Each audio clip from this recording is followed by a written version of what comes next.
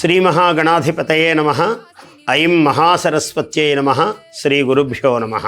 2026 July 14 నుంచి 18, 19 తారీఖుల వరకు ఒక అద్భుతమైనటువంటి కార్యక్రమ ప్రణాళిక సెయింట్ లూయిస్ నగరములో వెంకటేశ్వర స్వామి దేవాలయము, దానికి ఆ పాలక మండలి అధ్యక్షులుగా ఆయన అనేక విధములుగా కృషి చేస్తూ ఉన్నటువంటి రజనీకాంత్ గారు, ఆయన ఆధ్వర్యములో చాలా గొప్ప కార్యక్రమాలు తలపెట్టారు.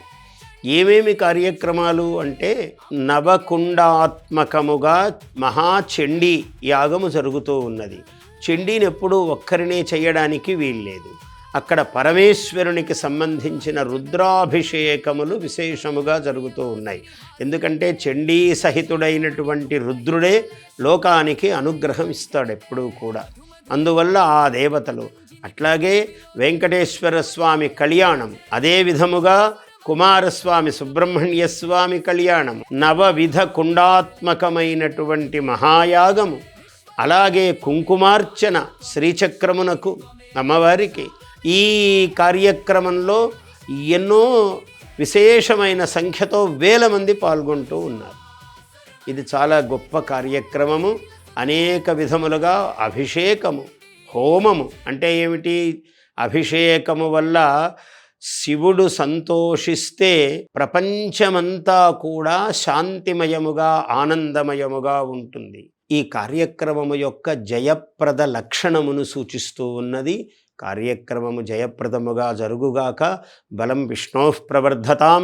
యజ్ఞయాగాది క్రతువులు, దాన ధర్మాలు, భారత జాతిలో నరనరములో మన రక్తములో జీర్ణించుకున్నటువంటి విద్య ఒకరికి పెట్టటము, ఇవ్వటం అన్నది యజ్ఞయాగాది క్రతువులలో జరిగేవన్నీ ఇవే.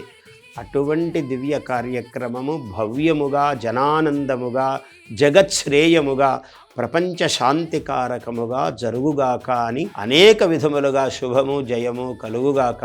అవధాన సరస్వతీ పీఠము నుంచి ఆశీర్వచనము. జయోస్తు.